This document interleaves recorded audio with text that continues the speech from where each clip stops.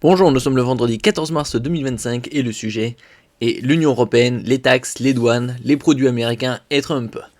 Ketchup, moto, bateau, comment l'UE taxe-t-elle aujourd'hui les produits américains? Ici on voit des ketchup Heinz.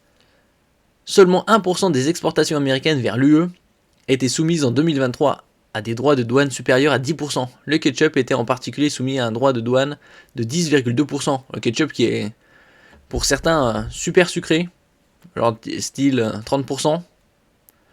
Ils font des ketchup pseudo allégés, mais ça reste assez élevé quand même au niveau de sucre.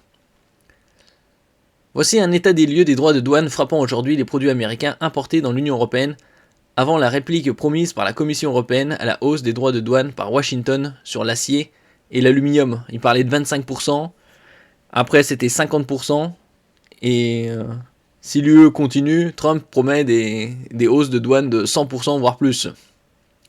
N'oubliez pas de vous abonner pour plus de news nationales, européennes et internationales sur ce monde merveilleux dans lequel nous vivons. En 2023, 31% des exportations américaines vers l'UE en valeur étaient soumises à des droits de douane, selon les données les plus récentes de l'Organisation mondiale du commerce OMC. Le reste n'est pas taxé en vertu d'accords. Donc 31%, ça fait à peine un tiers. 10 milliards d'euros de droits de douane.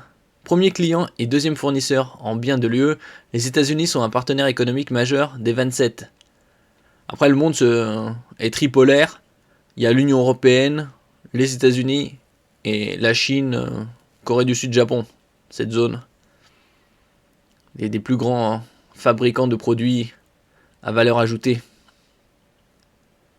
En 2024, le bloc a exporté 531,6 milliards d'euros de marchandises vers les États-Unis et en a emporté 333,4 milliards d'euros. Donc à peu près un déficit de 200 milliards pour les États-Unis.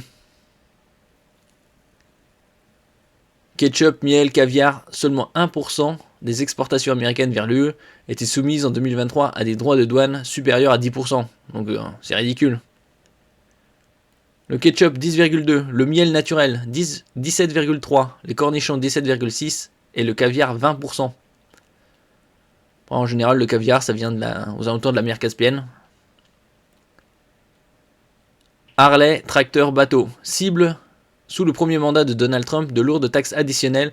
Ensuite levées, les motos du célèbre constructeur Harley-Davidson exportées vers l'UE étaient soumises en 2023 à 6% de droits de douane, selon la base de l'OMC. Les voitures américaines se voient, elles, imposer 10% de droits de douane. C'est 15% de moins, 15 points de pourcentage de moins que les taxes pratiquées de l'autre côté de l'Atlantique par les douanes américaines sur les véhicules utilitaires et les pick-up européens, des segments stratégiques pour les constructeurs américains et très protégés. En ce qui concerne le protectionnisme, les Américains, c'est les numéros 1. Et quand les autres font du protectionnisme, ah non, c'est anticoncurrentiel. D'autres moyens de transport comme les tracteurs 16%, les vélos à roulement à billes 14% ou encore les caravanes motorisées 10% sont également taxés à un niveau relativement important. Les bateaux dans le viseur de la riposte douanière de Bruxelles étaient soumis en 2023 à des taxes inférieures à 5%. Donc dire assez ridicule au niveau des taxes. Guerre commerciale, qu'est-ce que s'échangent la France et les États-Unis? Aéronautique, alcool, pharmacie. Les plus de 47 milliards d'euros d'exportation française de biens vers les États-Unis sont sous la menace de guerre commerciale lancée par Donald Trump envers ses principaux partenaires. Il parle récemment d'augmenter les taxes de 200% en ce qui concerne les spiritueux européens.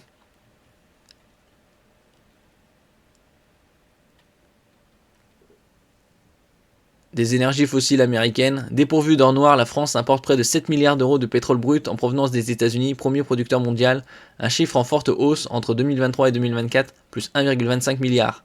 À cela s'ajoutent des produits de raffinage de pétrole américains qui pèsent plus de 3,2 milliards d'euros dans la facture énergétique française. Heureusement qu'on a le pétrole, l'énergie nucléaire. Donc ça c'était l'échange réciproque. Aéronautique, pharmacie. Vin et alcool français. Principaux. Il est réputé mondial pour ses vins Bordeaux, Bourgogne ou Champagne. Bon, ça c'est évident. Après c'est un marché de niche aux États-Unis.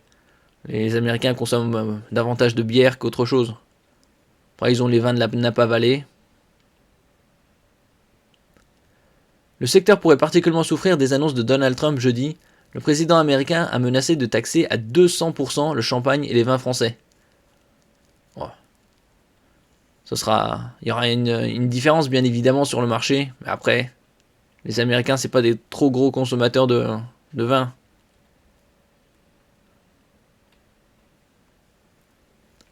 Et donc c'était ici 200%.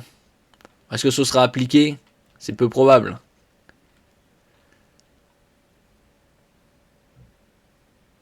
Alors sur leur champagne, vin et autres alcools, si les tarifs douaniers de 50% annoncés par Bruxelles sur le whisky américain n'étaient pas abandonnés. Donc là, il parle de 50% d'augmentation par Bruxelles et Trump renchérit 200%.